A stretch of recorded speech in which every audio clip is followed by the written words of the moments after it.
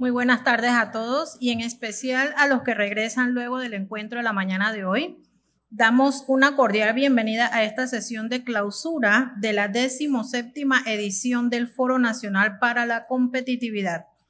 Para el CNC es un placer contar con la presencia de distinguidas autoridades del sector público y líderes de los sectores productivo, académico y representantes de la sociedad civil, así como integrantes del cuerpo diplomático que hoy nos acompañan.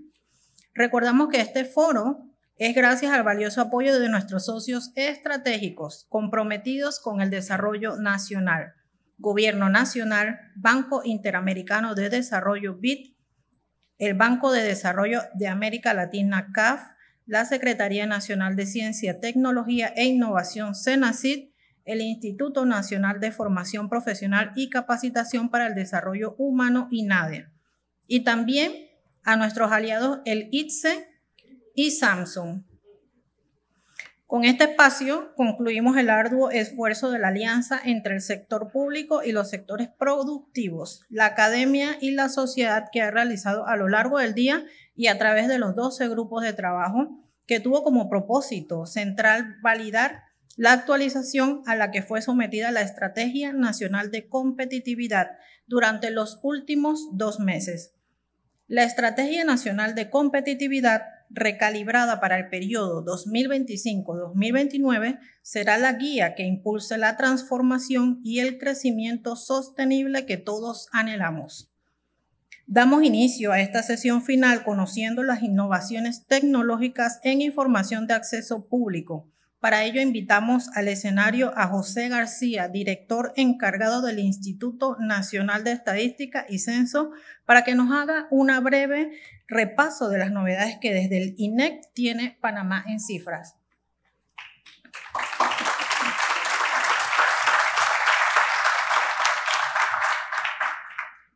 Gracias. Buenas tardes, ¿cómo están todos? Bueno, mi nombre es José Francisco García, yo soy el director del INEC. Para ustedes los pequeños, ¿alguien sabe quién es el INEC de allá? ¿Y lo que hacemos? Nadie sabe lo que es el INEC. Bien, me alegro, me alegro, gracias. Ese es el primer reto que yo vi, que la mayoría de los panameños no tienen idea qué es el INEC ni qué hacen en el INEC. El INEC es el Instituto Nacional de Estadística y Censo. Nosotros somos los que medimos el PIB. Eso que te dicen cómo va la economía en Panamá, eso lo medimos nosotros. Medimos el IMAE, medimos cuántos accidentes hay. Para ustedes los jóvenes, también medimos cuánto ron, cuánta cerveza se toma en Panamá, cuántos turistas vienen. Todas esas son cosas que nosotros medimos. Son los accidentes de carro. Todos los días nosotros estamos siempre analizando data. Entonces, ¿cuáles son los retos mayores? Uno de los que nosotros tenemos es que la gente no nos conoce y no sabe las capacidades que tenemos. Son muy pocos, de verdad, el porcentaje nacional que aprovechan el INEC. El segundo reto es la falta de acceso a los datos. Cuando nosotros cuando yo entré en el INEC, no era un problema de la data que había, porque el trabajo se hace bien. Es el problema del acceso que tienen las personas a esta data y cómo utilizarlo. Así que nosotros nos manejamos fuertemente aquí con Cristi, gracias a Dios, empujamos esto y tratamos de compartir la data.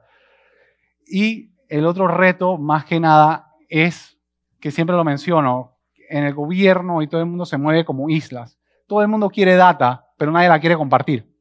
Entonces, ¿cómo vamos a hacer esto? Todo el mundo quiere saber cómo va Panamá, pero nadie quiere saber cómo va mi compañía. Yo no te voy a decir eso. Entonces, es un poquito de pelea que estamos haciendo, pero poco a poco vamos hacia adelante, porque nuestra prioridad es proteger la data, siempre anonimizarla.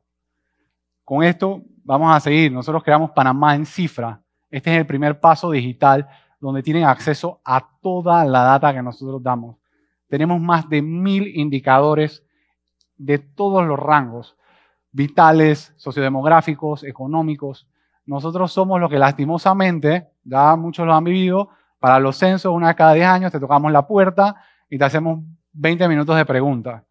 Pero después todo eso sirve para todos ustedes, porque podemos recolectar mucha información valiosa donde la podemos entonces enseñar de diferentes maneras. En Panamá en cifra pueden conseguir todas estas variables de forma de provincia, distrito y corregimiento. Algunas. Todo depende de qué tipo de variable sea. Y la pueden ver en mapas proplécticos, que son solamente heat maps. La pueden ver en mapas de datos, que son tablas que pueden descargar toda la información en CUCB, en JSON, etc. Después hay mapas comparativos, si quieres comparar, no sé, ingresos mensuales entre dos corregimientos o dos distritos, te funciona, o salarios entre los géneros o grupos de edades, etc. Y también tenemos al fondo la lista de variables, porque son tantas, tenemos una página, un punto ahí donde te explicamos qué es cada variable y de dónde salió la variable, porque también las conseguimos de diferentes años. Por ejemplo, el censo del 2000, del 2010 y el último que fue el 2023. Lo último que también contamos con API para poder bajar todo lo que es los distritos, provincias y corregimientos, ya que eso pueden ir cambiando de vez en cuando y también la gente lo puede hacer. Esto es un poco de la data que podemos conseguir aquí. Y esto, yo no lo puedo ver muy bien, no sé si ustedes. No. Ok. Pero de todas maneras, esto acá, si no me equivoco, es el ingreso mensual de las personas en Panamá por porcentaje de ingreso. Y aquí creo que estamos alrededor como de $1.500, si no me equivoco, mensualmente. Entonces, como pueden ver, es una distribución más o menos normal lo que hay aquí. Para los que no saben qué es una distribución más o menos normal, esa es la campana así, donde todo el mundo, la mayoría de la gente cae en el centro, un poquito más a la derecha o un poquito más a la izquierda. Entonces, esto es algo muy, muy peculiar, porque de esa misma gráfica tú puedes sacar que Panamá, en términos de género, para que no lo sepan, nosotros estamos bastante equitativos, porque la verdad es que las mujeres en Panamá tienen más educación que los hombres en promedio. Tienen 11 años en vez de 9 años y ellas son las que dominan este rango central aquí. Lo dominan las mujeres, más que nada. Los hombres dominan los puntos exteriores. Para los que no sepan, les voy dando un poco de información. Esta de acá abajo es la de censo agropecuario. Esa del censo agropecuario la sacamos y lo que es la cantidad de personas por edad que están trabajando la tierra en Panamá. Como ves, tenemos un desfase donde la edad mayor nos da problemas. No hay un relevo generacional de esto, que hay una cosa que tenemos que incentivar. Vamos después con Panamá Logístico. Panamá Logístico fue una idea también que salió del Departamento de Competitividad, donde el punto era ver todo lo que pasaba en Panamá en términos de transporte marítimo, terrestre, aéreo, lo que va pasando. ¿Por qué es tan importante esto? Porque Panamá se divide y hacemos nosotros el 50% de nuestra actividad económica se basa en 3 rubros. Construcción es el 20%, el comercio, al por mayor, al por menor, es el 20% y logística es el 10%. Pero lo interesante de esto es que logística es la que impulsa a los otros dos mayores. Entonces, por eso tiene una gran importancia en nuestro país, porque tenemos el canal, de esto vivimos. Entonces, nosotros decidimos desarrollar esto que es Panamá Logístico. ¿Y qué es? Es un mapa donde acá les enseñamos, todos esos puntitos son barcos que están de camino a Panamá. Y cada color del barco es un puerto específico que va. Y podemos ver todos los barcos que pasan del canal, cuándo van a llegar, cuándo salieron, qué traen, qué se llevan, cuántas veces vienen a Panamá, qué tan seguido. Puedes ver todo esto a través de Panamá Logístico. Ya le hemos añadido los aeropuertos y estamos eso para sacarlos a principios del próximo año, con también lo mismo, pero con aviones. Todo lo que está pasando en el término aéreo con el aeropuerto de Tocumen también. Aquí tenemos todos los puertos de Panamá donde aduanas está colaborando y están colaborando otros puertos también. Todo lo que se puede ver de aquí es la nave que viene, quiénes son los dueños de la nave, los contenedores, qué está trayendo, qué tipo de contenedores, a qué hora llega, qué mantenimiento hace. Me encantaría saber hasta cuánto combustible echan ahí. Estamos hablando para poder hacer eso. Todo el dinero que trae o que recaudamos en tema de aduana de esa nave y las llegadas y salidas de puerto, porque estos barcos se pasan ahí diferentes tiempos. Entonces queremos saber cuánto tiempo cada tipo de barco pasa en nuestros puertos aquí en Panamá. Pasa tiempo aquí para que también la parte privada pueda tomar ventaja de esto y entonces ofrecerles servicios. ¿Cuánto tiempo esperan para pasar por el canal? Por último, y se los dejo así, es la parte que estamos haciendo con Correos de Panamá. ¿Ok? Esto es algo sumamente interesante. Nosotros en el INEC, en el Censo de Población y Vivienda, en la parte de vivienda, nosotros medimos todas las casas de Panamá. Las tomamos con GPS y sabemos el tamaño de las casas. Entonces, trabajando de la mano con códigos postales, estamos haciendo que Panamá se meta en la parte internacional de correos para poder entonces tener un código postal y que las cosas te lleguen directamente hasta tu casa. Nosotros tenemos ya los centroides de todas las viviendas de Panamá ya listas y Cotel ya está terminando la parte legal para entrar en este, no sé, grupo internacional de códigos postales para que ya podamos utilizarlo de verdad y poder mandar cosas y a ustedes que compran cosas de Temu y de Amazon les lleguen las cosas más rápido, ¿no?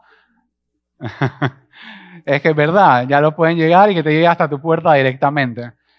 Entonces, estas son las cosas que nosotros estamos haciendo y estos son los avances que nosotros estamos tomando. Y todavía hay mucho por hacer. Esto es un principio. Les recomiendo que se metan en la página web de nosotros, que es inec.gov.pa. Vean la información que tenemos en Panamá en cifra, vean la información que tenemos en Panamá logístico y hagan sus propios análisis. Jueguen con eso, porque hay de todo. De todo lo que se pueda imaginar, allá hay matrimonios, divorcios, nacimientos, defunciones. Nómbrenlo y lo tenemos, lo más seguro. Con eso los dejo. Muchas gracias por su tiempo.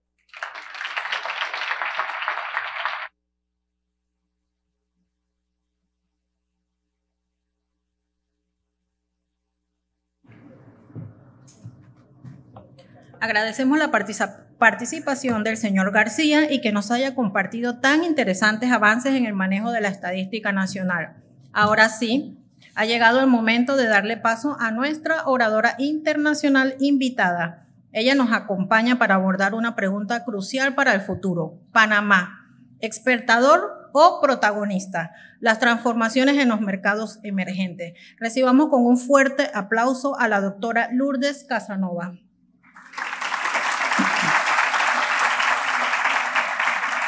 Lourdes Casanova es la directora del Instituto de Mercados Emergentes y profesora titular de la Universidad de Cornell. Es reconocida experta en negocios internacionales y multinacionales de mercados emergentes. Fue profesora Insight y fue becaria Fulbright. Tiene un doctorado por la Universidad de Barcelona y una maestría por la Universidad del Sur de California. La doctora Casanova fue nombrada una de las 50 intelectuales iberoamericanas más influyentes y una de las 30 mujeres más intelectuales, más influyentes de Iberoamérica por el IES Global. Es miembro fellow de la Business Association of Latin American Study y fue reconocida como Euroknowledge Global Thought Leader por el Foreign Investment Network en 2024. Pase adelante.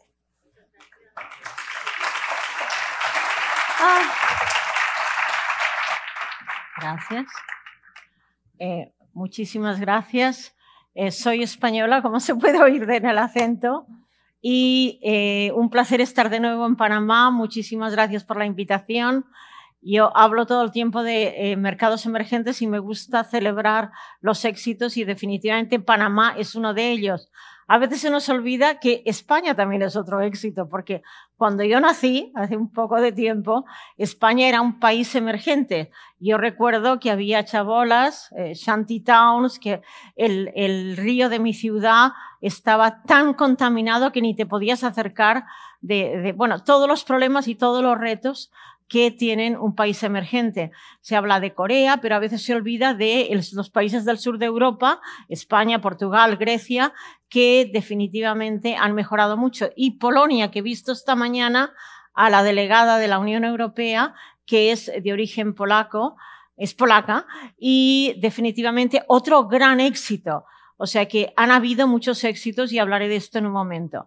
Primero quería comentar hacer un poco de publicidad de lo que hacemos en el instituto. Y el instituto ha sido un gran éxito. Soy directora desde hace 11 años. He sobrevivido en un ambiente de escuelas de negocios durante 11 años y he sobrevivido en un terreno que es minado, si uno quiere, porque los mercados emergentes, y China, no sé si lo es hoy, pero lo ha sido, mercado emergente, entonces hay tanta geopolítica y tanta polémica con lo que pasa en China que para sobrevivir hablando de estos temas en una universidad americana hoy en día no ha sido realmente un reto, pero bueno, ahí estamos. Entonces, organizamos una serie de actividades que tienen siempre relación con mercados emergentes.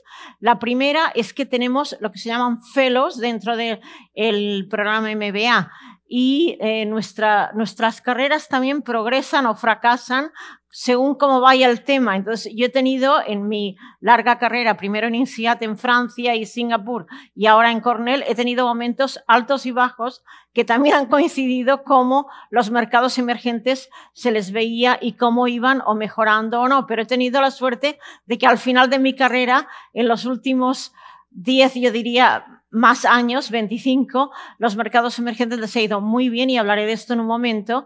Entonces, hay mucho interés. Tenemos 117 estudiantes de diferentes programas de máster de negocios de Cornell que quieren aprender más de mercados emergentes. Otra sorpresa ha sido que los latinos quieren aprender de la India y los indios de China y de África y de otras partes, no solo los americanos. O sea que hay interés, los países emergentes están mirando unos a otros y esto no sucede con los fellows que tenemos. Después organizamos una conferencia, están todos invitados a seguirla el 7 de noviembre en línea o si están en Nueva York en persona en el campus de Cornell Tech en Roosevelt Island en Nueva York. También hemos organizado y nunca he tenido participantes de Panamá. Espero que las universidades, y podemos hablar después de mi charla, que participen en este Pitch Competition, que son estudiantes siempre de países emergentes que compiten y la idea es crear redes de emprendedores porque como Mark Mobius, que él está financiando esta competición, dice, una vez un emprendedor, siempre un emprendedor.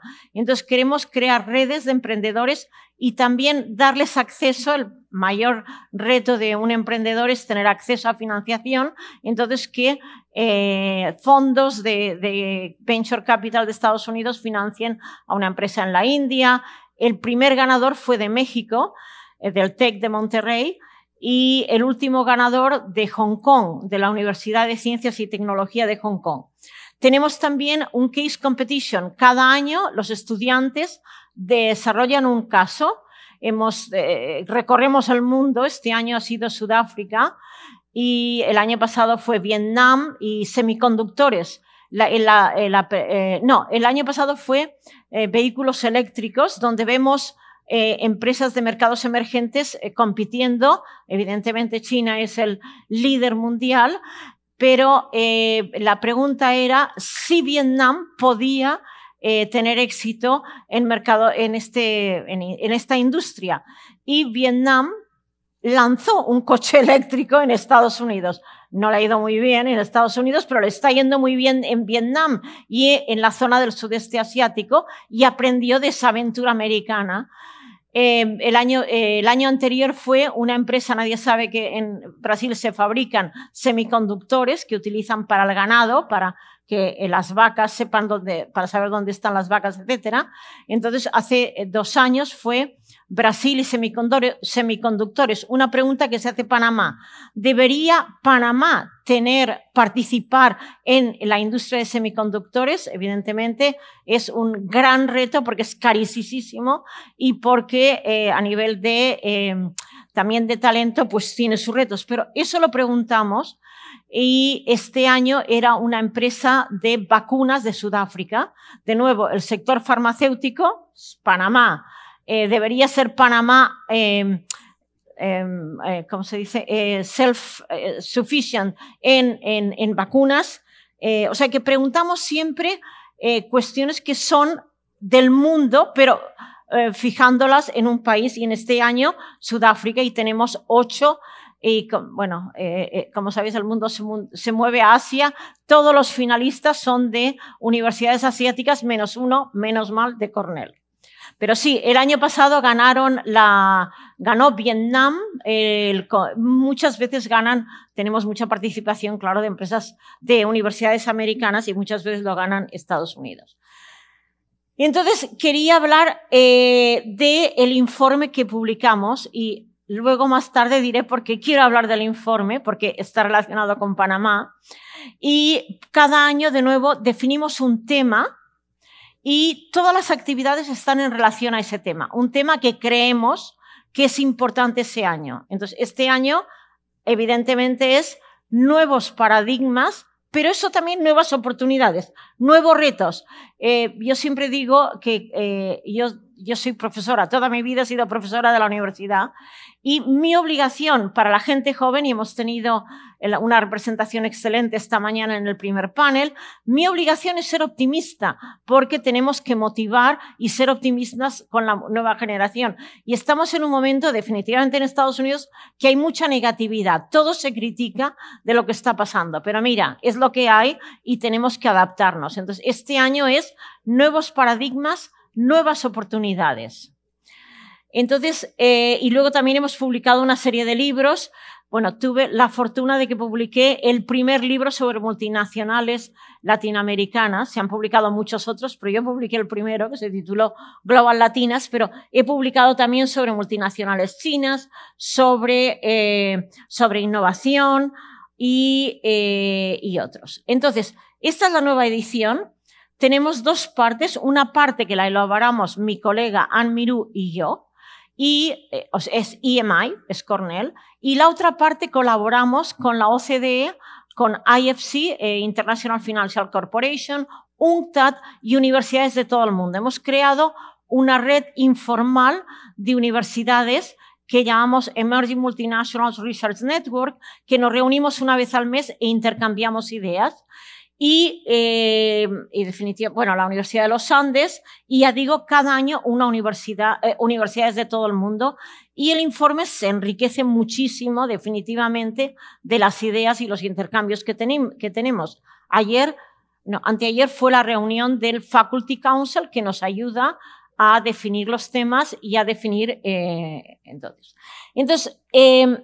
lo primero que empezamos una reflexión en el 2023, 24 y este año la hemos continuado, en la que decíamos cómo ha sido el primer quarter, los primeros 25 años del nuevo siglo, del nuevo milenio. Entonces, los mercados emergentes siempre aparecen en las noticias, en el media, en los periódicos, en las revistas, por malas noticias, y nunca por buenas noticias. Entonces, nos paramos a ver qué había pasado en términos de, gracias para el representante del Instituto de Estadística, que es tan importante, lo que no se mide no existe, y no se puede evaluar y no se puede mejorar y no se puede corregir. Entonces, definitivamente, miramos los datos. Lo primero, económicos.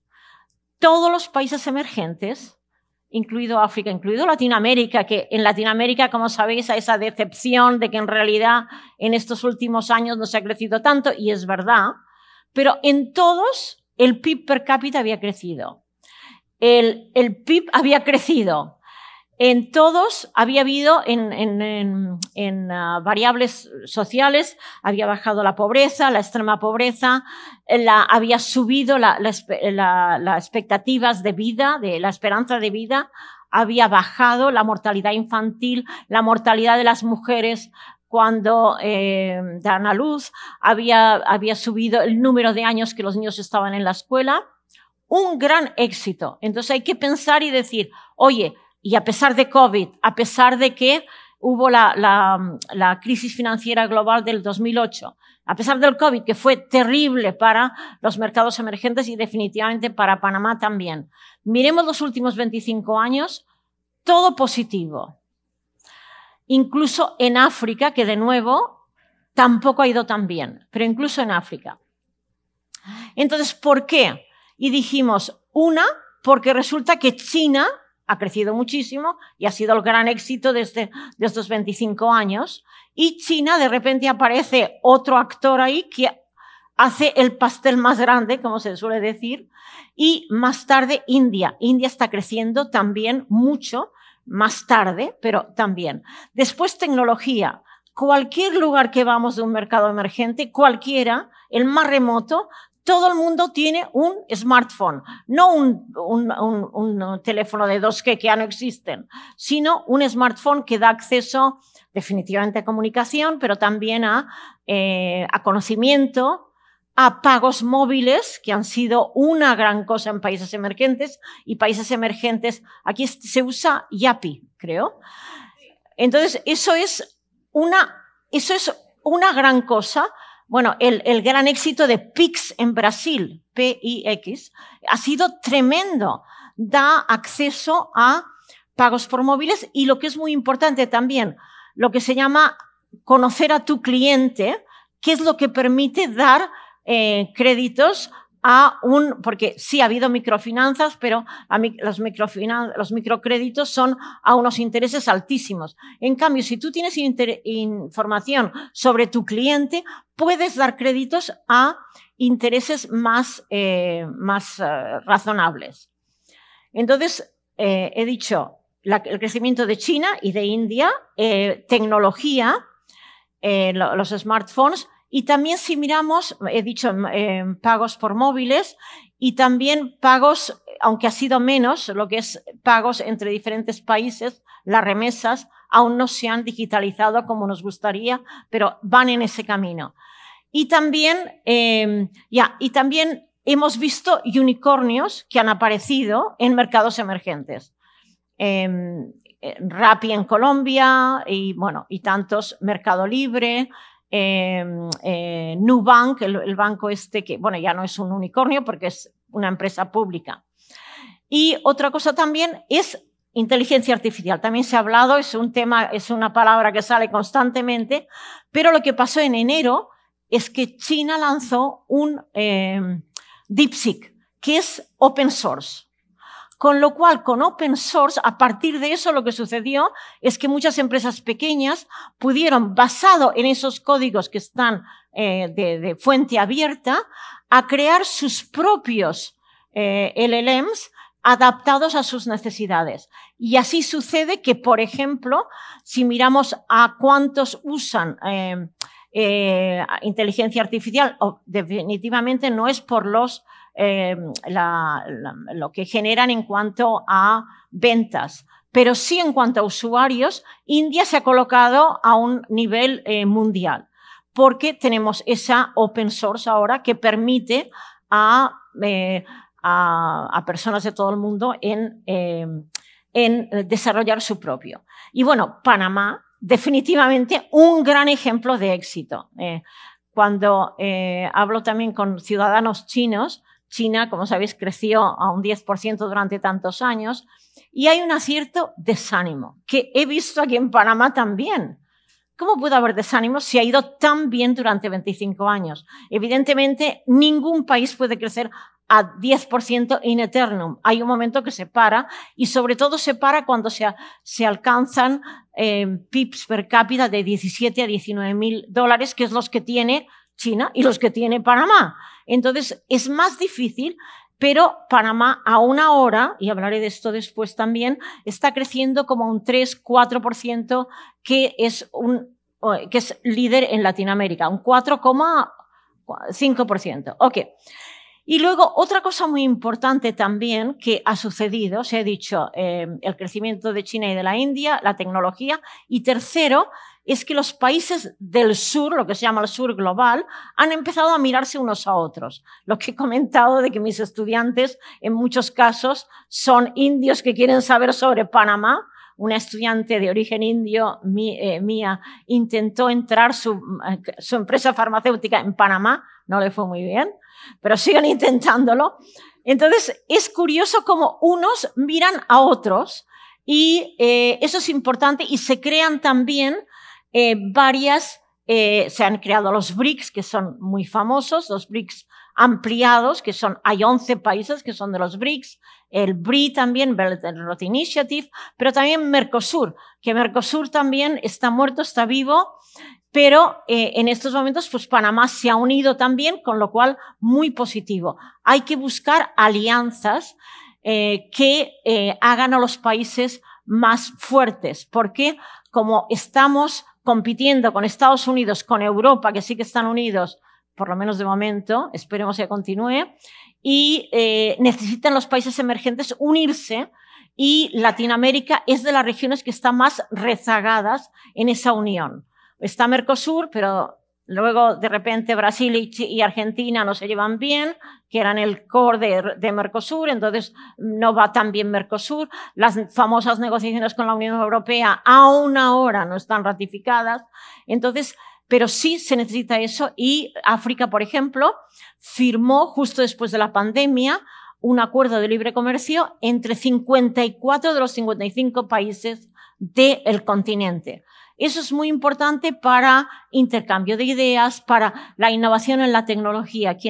La innovación en la tecnología es carísima.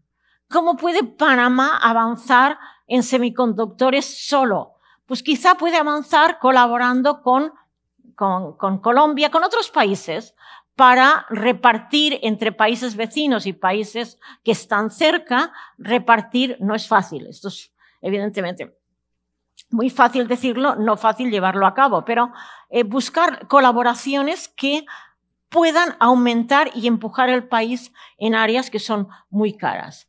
Entonces, bueno, también definimos lo que es un país emergente, pero lo voy a saltar aquí. Entonces, otra cosa que hemos hecho, y que cuando leía los documentos que me envió Rosemary de la agencia, me pareció que era el mismo espíritu. Perdón. O sea, lo que hicimos fue decir dos cosas. Una, de nuevo, los países emergentes siempre se comparan con los países del G7, porque hay muchos datos de los países del G7 y porque es la aspiración de ser, evidentemente, un país finalmente desarrollado. Pero entonces eso es difícil. Entonces la idea era comparar países emergentes con países emergentes. Y segunda innovación que hicimos en este, no ranking, pero en este como framework que hicimos, fue decir, para un país emergente dos cosas son importantes. Una, dónde estás, pero también ver el progreso en los últimos 10 años. No es lo mismo que sí, estás lejos, no estás aún al nivel de Suiza, por supuesto, o Finlandia, o Singapur, pero estás mejor que hace 10 años, lo que quiere decir que vas progresando. Hay que progresar porque todos progresamos, pero definitivamente eso es importante. Entonces, eso hicimos, pero luego dijimos dos cosas en este trabajo. Uno, ha habido voces radicales desde el medio ambiente, perdón, si quieres un poquito de agua. Muchas gracias. Desde países desarrollados que han dicho, ¿sabes qué? No necesitamos crecer. Entonces, lo primero que decimos en este trabajo que hemos hecho es que hay que crecer. Para un país emergente no hay otra, hay que crecer. Pero sí, lo que expliqué al principio de que en la ciudad donde yo vivía de pequeña, no podíamos acercarnos al río porque de lo mal que olía, porque había una papelera cerca que daba todos los vertidos ahí, o por ejemplo, pues el problema de aquí, de la playa de aquí, que los ciudadanos de a pie de Panamá, de la ciudad de Panamá, no pueden ir porque toda la cuestión de los desagües no está bien canalizada. Entonces, cuanto antes se arregle ese problema, mejor, porque menos problemas causa de cara al medio plazo. Es carísimo limpiar, pues entonces cuando creces intenta mejorar antes y el problema de la mina definitivamente, que ha sido realmente muy duro por los problemas de contaminación. Entonces, lo que hacemos es definir una serie de variables que creemos que se deberían tener en cuenta cuando crece el país. También me parece muy interesante que el director de estadística ha dicho, nosotros nos fijamos, porque a veces dices, ¿cuántos universitarios? Pero claro, depende del nivel educativo del país, no hay tantos universitarios. Por eso es importante mejorar el número de años, y ha hablado en su presentación de que los estudiantes están en la escuela. Eso pero he visto que el informe de competitividad cubría muchas de estas cosas. Entonces, bueno, muy rápido, y aquí hablaré un poco de China. Esto es las empresas chinas y americanas en el Fortune Global 500, que es uno de los listados con más tradición y más famosos en cuanto hablamos de empresas grandes por revenues, no por capitalización de mercado. Y aquí vemos cómo China, desde hace 6 años, prácticamente está al mismo número de empresas que Estados Unidos. O sea, China está ya ahí. Lo que pasa es que muchas veces no lo sabemos porque no tenemos demasiada información y porque, bueno, estos son la lista de las empresas de los países que tienen al menos una empresa en ese listado. Y si miramos para empresas que han tenido muchos beneficios en los últimos años, también encontramos muchas de países emergentes, Saudi Aramco, Petrobras de Brasil, Petronas de Malasia, empresas de tecnología, Tencent, que está detrás del WeChat Pay y WeChat de China, banca, China, y una de Rusia, y telecomunicaciones como también empresas muy importantes de todo el mundo, entre no solo grandes a nivel de ventas, sino también a nivel de beneficios. Okay. Ya. Entonces, bueno, también otra cosa que hemos seguido es cómo estas empresas han avanzado tanto en adquisiciones como en lo que se llama Greenfield, en abrir nuevas fábricas en todo el mundo, y definitivamente China está ahí. Y China lo único que ha hecho es que sí que ha cambiado sus adquisiciones y ahora está adquiriendo más o invirtiendo más en otros países emergentes, y Latinoamérica es definitivamente Brasil, Argentina, Chile, Perú, Panamá también, y México más recientemente. Pero sobre todo está invirtiendo ahora en Asia. Okay. ¿A dónde tengo que dirigir esto? No sé. A ver, así. Ok, esto lo voy a dejar porque otra cosa que hacen las empresas chinas es compiten con precios bajos, y eso las hace realmente muy difíciles. Una vez que entran en un mercado y compiten, y hemos hablado de Temu antes, Temu está compitiendo, Temu, Shein, están compitiendo con Amazon en todo el mundo, en Panamá, pero también en Estados Unidos. Yo lo he probado para ver si me llegan las cosas a Ítaca, donde vivo, y definitivamente, o cuando estoy con mis estudiantes de MBA y me dicen las mujeres, ¿dónde has comprado? Claro, en Shein, es súper barato. Entonces, realmente, y han habido medidas para parar creando impuestos para paquetes pequeños, pero definitivamente Entonces, una de las cosas que también hemos visto es que primero, aquí estos son 2 mapas. En el mapa de arriba es el año 2000 y en el mapa de abajo es en el 2024. En azul está la Unión Europea, una gran potencia comercial, la Unión Europea como tal, como una unión, y en azul marino está Estados Unidos. Entonces, esto es la lista de países que en el 2000, arriba, tenían como mayor socio comercial o Europa o Estados Unidos o China en rojo. Nos movemos al 2024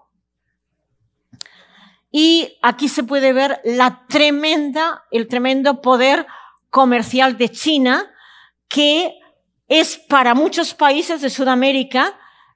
Para Panamá sigue siendo para exportaciones, me parece que es China, pero para importaciones sigue siendo Estados Unidos. ¿Cómo? Al revés. Para importaciones China y para exportaciones Estados Unidos. Ahora, lo he mirado justo antes de la presentación, pero no me acuerdo bien. Pero definitivamente en Sudamérica, para Argentina, el mayor socio comercial, la Unión Europea, Paraguay, Estados Unidos, Colombia, Ecuador y Venezuela también, Estados Unidos, y para las Guyanas o Europa o Estados Unidos, pero aquí tenemos en el medio el poder de China, en África no digamos, y en Asia no digamos, incluido Australia. O sea que el poder de China está en todas partes y aquí lo que hicimos fue un mapa con cuántas de las empresas grandes, comparamos las 330 empresas más grandes chinas y estadounidenses y dónde están. Y aquí podemos ver, entonces, por ejemplo, 206 de las empresas más grandes americanas están en Brasil. O, por ejemplo, en China, y aquí vemos cómo los dos países están entrelazados a nivel económico y a nivel de negocios, 235 empresas americanas de las 330 más grandes por ventas están en China. Pero si luego vamos espera un momento, no, ok. ¿Qué ha pasado? Un segundo, perdón, que lo estoy moviendo mal. Ok, ya. Y esta es también de las que están en China. Ok, bueno, ahora no lo encuentro. Pero bueno, si miramos en China, definitivamente un número similar de empresas chinas están también en todo el mundo. ¿Ok? Entonces, aquí voy a hablar un momento del 2025, porque si miramos lo que vemos, ¿qué ha pasado en este 2025? Muchas cosas. Pero una de las cosas que han pasado es que Estados Unidos siempre era el país que recibe más inversión extranjera del mundo, siempre, excepto un año que China fue el mayor. Pero si no, siempre es Estados Unidos.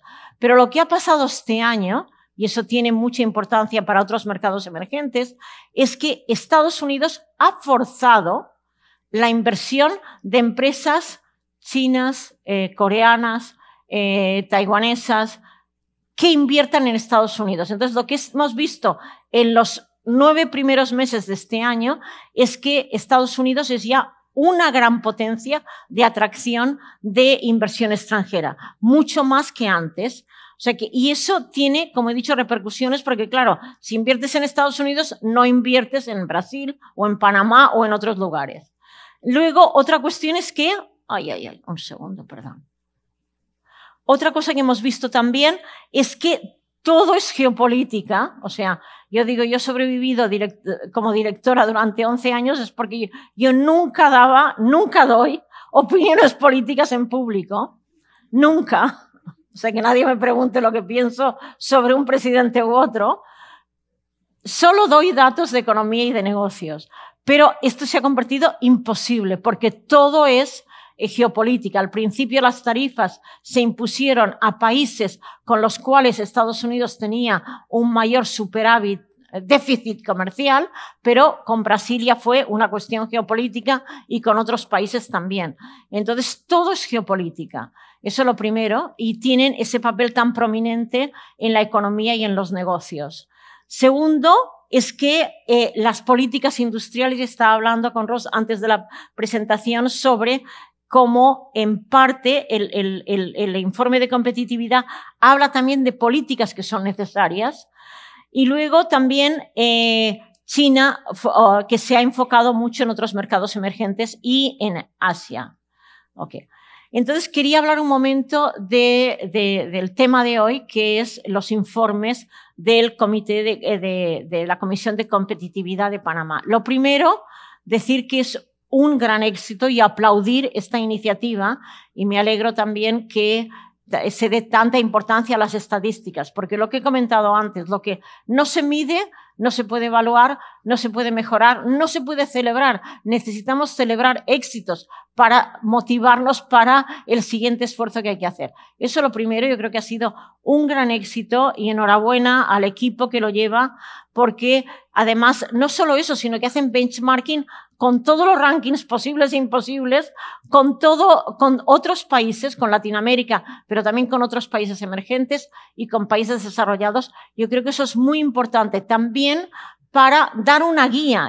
El político llega, lo acaban de nombrar, llega ahí. Lo primero que dice, el anterior lo ha hecho fatal y yo lo haré mejor.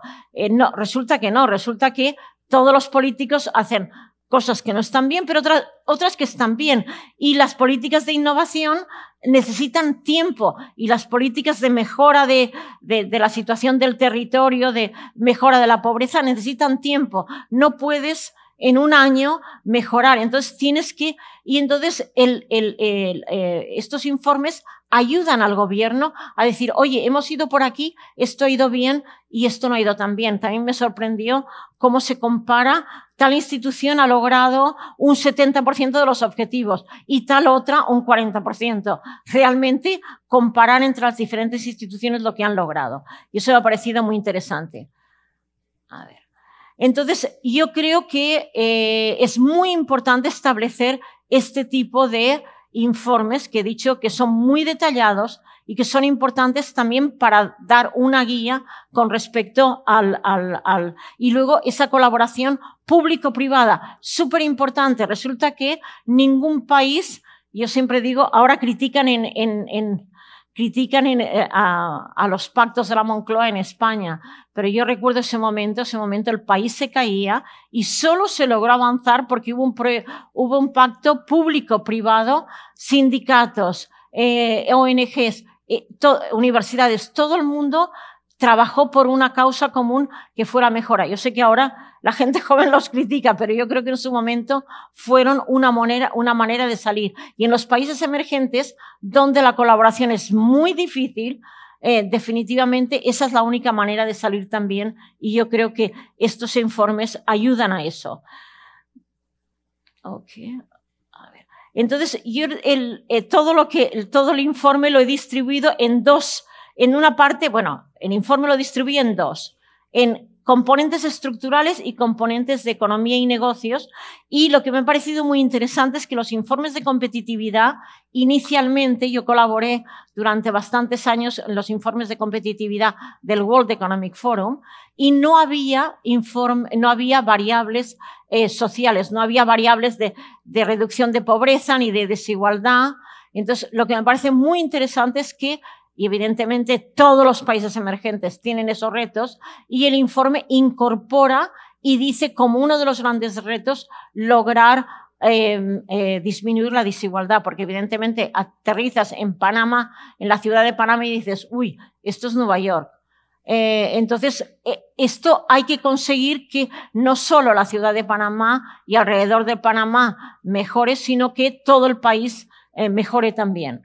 La educación, el capital humano, y también se pone mucho énfasis en la cuestión de la gobernanza y de las instituciones.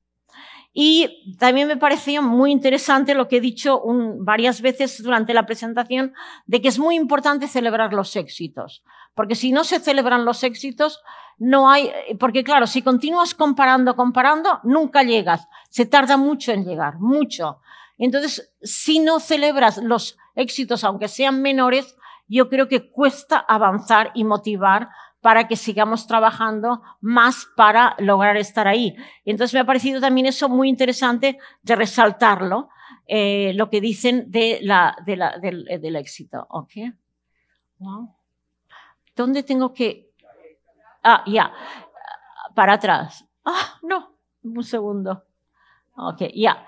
Entonces, también me parece muy interesante lo que habla de lo que se ha aprendido, aprendizajes, y movernos a partir de ese aprendizaje, y luego los objetivos que propone para el próximo, bueno, que empezaron en el 2024, de hecho, en parte para este gobierno. Entonces, lo que me gustaría ahora decir un momento es qué ha pasado en Panamá los 10 últimos años. Entonces, lo primero decir que el primer informe que publicamos en el 2016 tenía en la cubierta era la foto del barco de Costco atravesando el canal. Entonces, he dicho, celebrar éxitos. Y ese año, la ampliación del canal de Panamá, que no lo he visto ampliado, lo he visto antes, pero no ampliado, fue la mayor obra de infraestructura del mundo, de todo el mundo. Y lo había hecho un país emergente de forma muy exitosa. Y también era aquello la hermandad de China y otros países emergentes. Entonces, esa fue la cubierta del primer informe que publicamos. Un tremendo éxito y realmente muy bonito, porque en aquel momento se veía a China como, oye, son uno de los nuestros, nos van a salvar. Nadie salva a nadie, cada uno se salva a sí mismo, evidentemente. Y entonces, pero sí, fue... y esa fue la cubierta de nuestro primer informe. Pero ¿qué ha pasado desde entonces? Lo primero, este año, a China nunca le gusta depender solo de un canal o de una infraestructura. Entonces China, como hay el problema del medio ambiente y el Ártico se está en parte derritiendo, los grandes glaciares de esa zona, entonces tiene una nueva ruta. He visto en las rutas que ha presentado al principio, he visto que muchas eran de China para Europa. Entonces está abriendo una nueva ruta marítima, esto está pasando ahora, desde China a Inglaterra. Eso una cosa que ha pasado. Pero más importante es el puerto de Shanghái a Shanghái.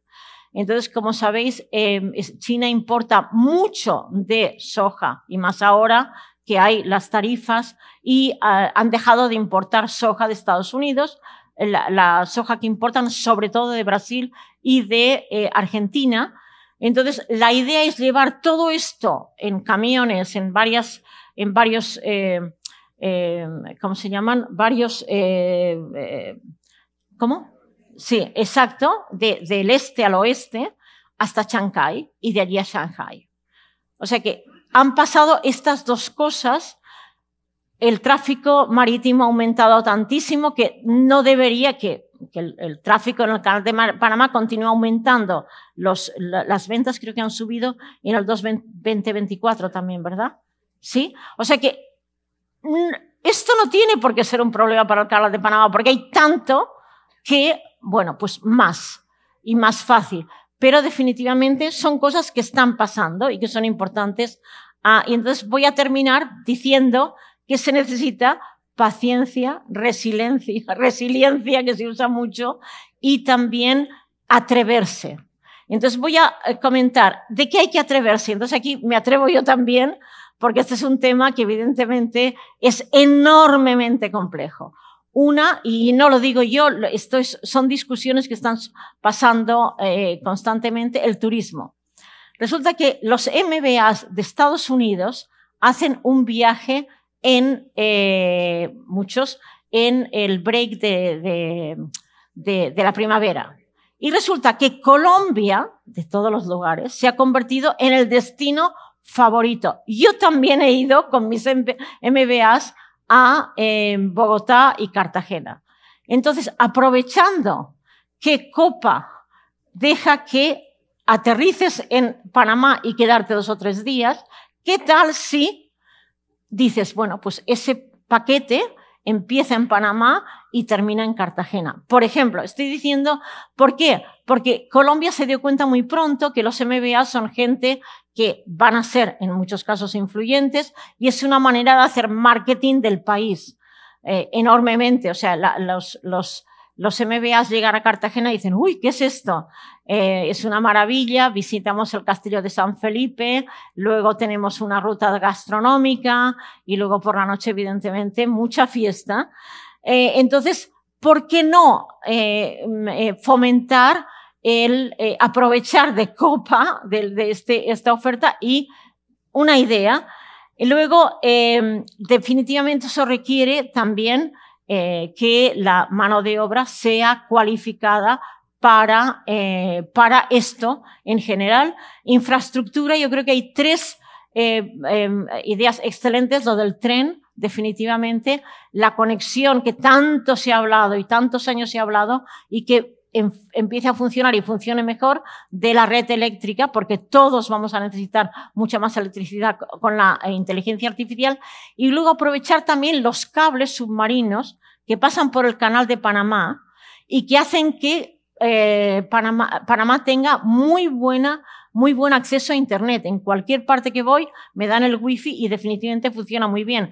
Entonces, esto para la cantidad de granjas de datos que va a necesitar la inteligencia artificial, pues yo creo que ahí hay una oportunidad y definitivamente para... y luego también otra cosa que está pasando, Estados Unidos está cortando los visados a estudiantes internacionales. Muchos más estudiantes se van a quedar aquí y van a definitivamente fomentar mucho esto. Y semiconductores, que se ha hablado esta mañana de este tema, todo esto necesita electricidad, todo esto necesita maximizar esto. Y luego resiliencia. La mayoría de los productos se importan. ¿Cómo vamos a lograr en un momento, en un ambiente en lo que es Make America Great Again y Make cualquier país Great Again, y que los países están buscando maneras de ser self-sufficient? O sea, que con lo que necesitamos que lo produzcamos en mucho más grado. Esto era impensable hace unos años. Vamos a ser eficientes, Ricardo Hausmann, mi gran amigo, dice, cada país su ventaja competitiva. Resulta que no, resulta que hemos de ser también más resilientes y paciencia. Y aquí he copiado la frase que había. Y luego quería terminar también con otra cosa, que es esto de establecer alianzas. Antes importaba menos ser pequeño o no, pero ahora estamos en un momento en que las grandes potencias, Estados Unidos, Rusia, China, están afirmando su poder. Entonces, ¿cómo podemos competir? España se ha aliado a la Unión Europea. Esperemos que siga funcionando bien. Está en una gran crisis, pero está ahí la Unión Europea. Latinoamérica tiene que unirse, tiene que establecer alianzas. África lo mismo. No hay grandes países en otros continentes. Para ser grande, para poder competir, estamos hablando de Temu, Shein, para poder competir con las grandes empresas de China, de Europa y de Estados Unidos, se necesita tener una masa crítica, y esa masa crítica la lleva una alianza en la cual llegas a unos acuerdos de ayuda, de desarrollo económico, etc. Y con esto termino. Esto ha sido un gran atrevimiento por mi parte. Espero que ayude a la discusión. Muchas gracias.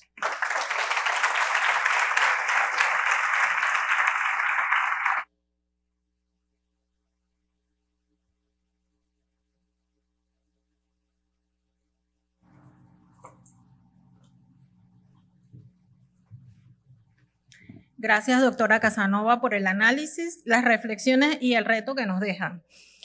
Antes de dar por concluida la sesión, invitamos a Marcela Galindo, quien a nombre del Centro Nacional de Competitividad entregará un reconocimiento a empresas y organizaciones líderes que confían en el futuro de Panamá y apoyan el trabajo del CNC a lo largo del año. Estos son los socios del desarrollo. Por favor, recibamos al señor Miguel Bolinaga de la empresa AES Panamá.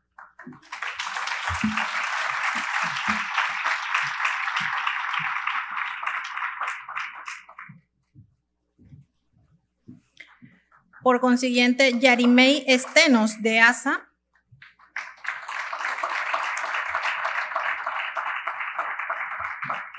Anabel Lai del Banco General.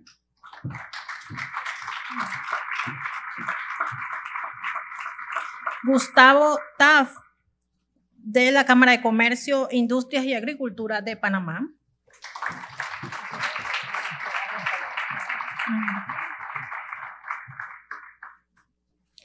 Julio de la Lastra de One Ocean Network Express.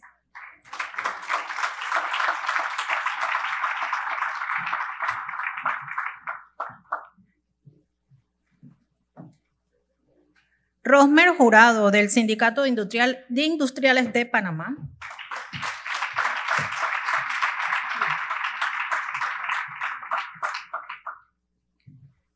Carlos Vergara de Visa.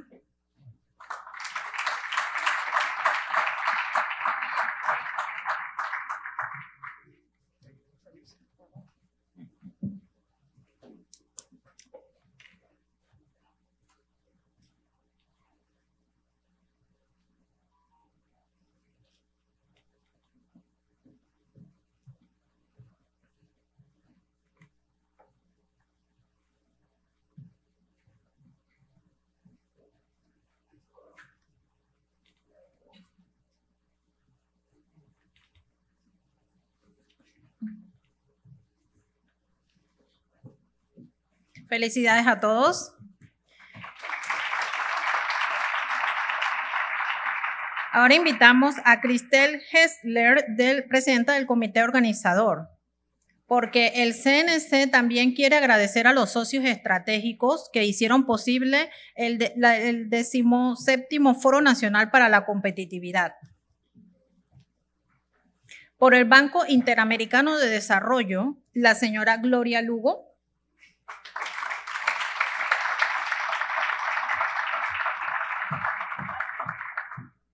Por la CAF, el Banco de Desarrollo de América Latina, Lucía Mesa.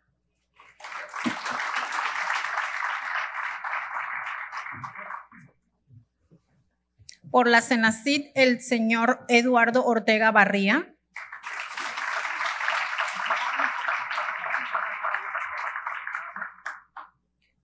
Por el INADE, José Quiodetis.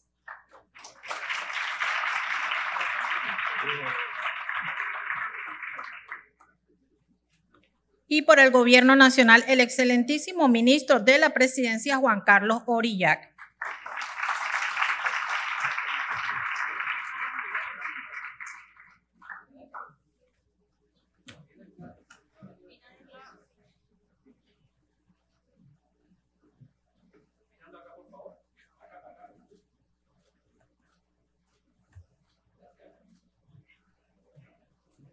Sí. Sí, se acabó.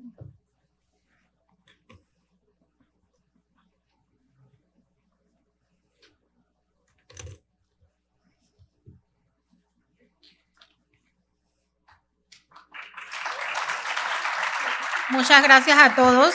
En nombre del Gobierno Nacional, el excelentísimo ministro Orillac ofrecerá las palabras de clausura de la edición del Foro del 17º Foro Nacional para la Competitividad.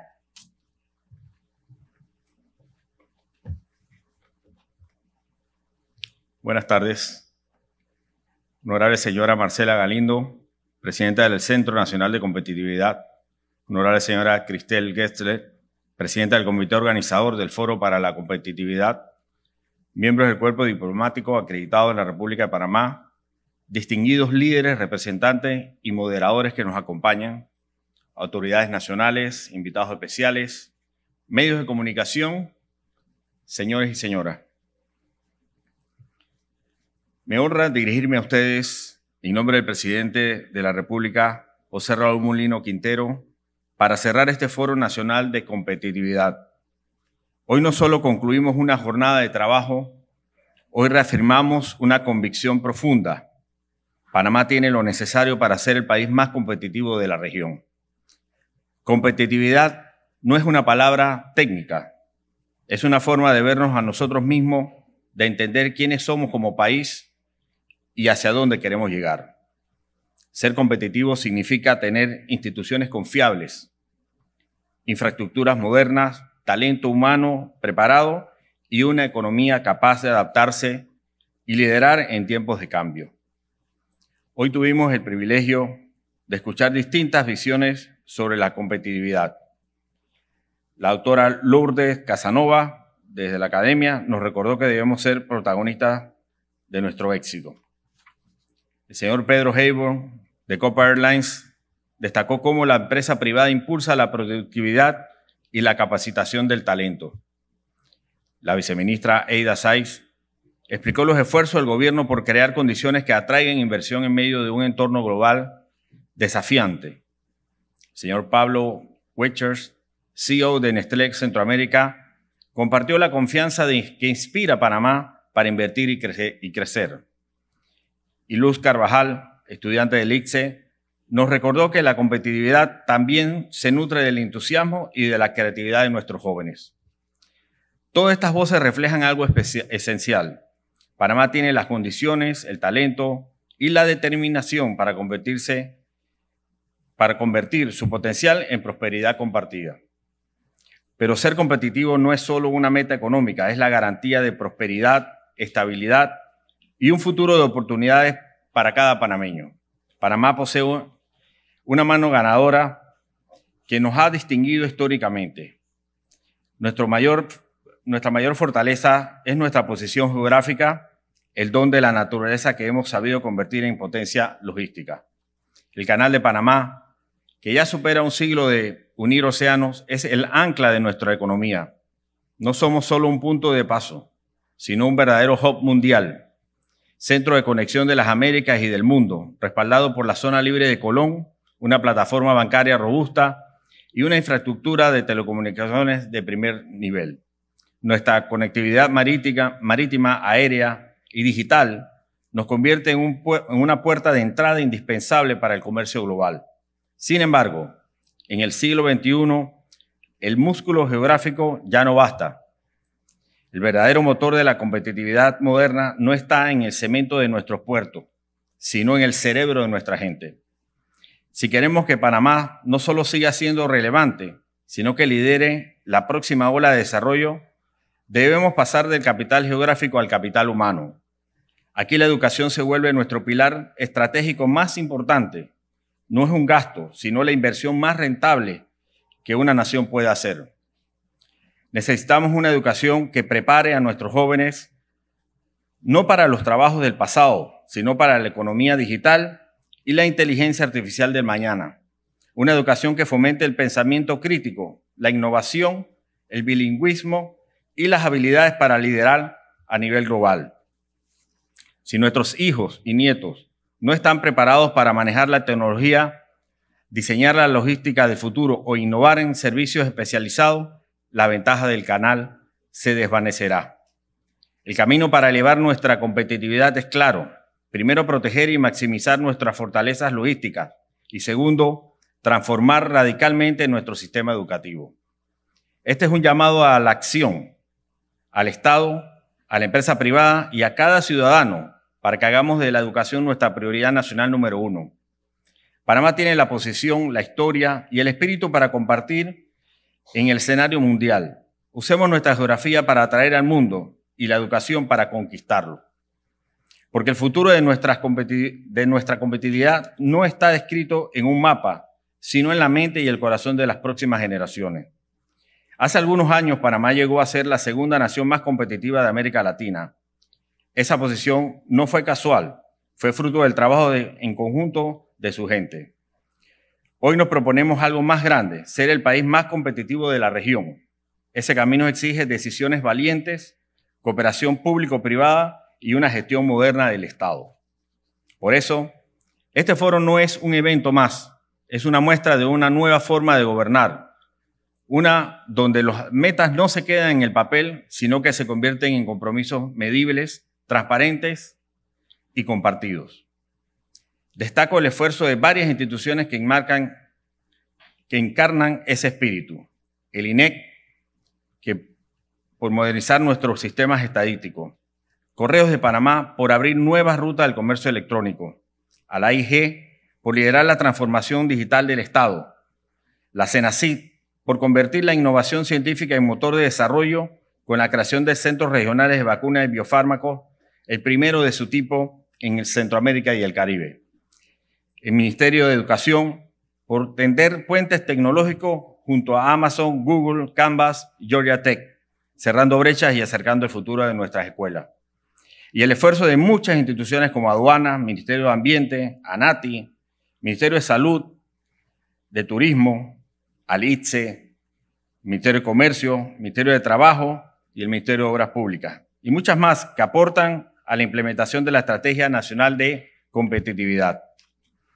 Permítame usar este espacio para reiterar la importancia del trabajo coordinado que permitió a Panamá salir de la lista de blanqueos de capitales de la Unión Europea y de la lista negra de Ecuador. Seguimos avanzando para salir de las listas de Unión Europea de países y territorios no cooperadores a efectos fiscales. Cada paso en esa dirección envía un mensaje claro al mundo. Panamá cumple, Panamá se moderniza, Panamá cree en la transparencia. La Estrategia Nacional de Competitividad 2025-2029 es más que un documento técnico. Es una brújula para el país, una hoja de ruta hacia un crecimiento inclusivo, innovador y sostenible. Es también un pacto entre generaciones, un compromiso para que nuestros hijos hereden un Panamá más fuerte, más justo y más próspero. Porque ser competitivos no significa competir entre nosotros, significa competir con los mejores de nosotros mismos. Competir para servir mejor, para producir más valor, para inspirar confianza. A todos los que participaron en la mesa de trabajo, gremios, académicos, empresarios, servidores públicos y jóvenes, gracias. Ustedes son la evidencia viva de que cuando Panamá trabaja unido, logra resultados concretos. Quisiera agradecer especialmente a la Secretaría de Asuntos Económicos y Competitividad del Ministerio de la Presidencia, en especial a nuestra apreciada Cristi Gessler, por la organización de este foro. Marcela y Cristi son ejemplos de que cuando se trabaja en equipo llegamos lejos y con resultados que benefician a todo el país. Señoras y señores, quiero terminar con una invitación. Sigamos mirando alto, soñando grande, pero actuando siempre con los pies en la tierra. Los países no se transforman de un día para otro, pero sí se transforman cuando hay visión, liderazgo y constancia. Con paso firme, juntos logramos resultados. Muchas gracias.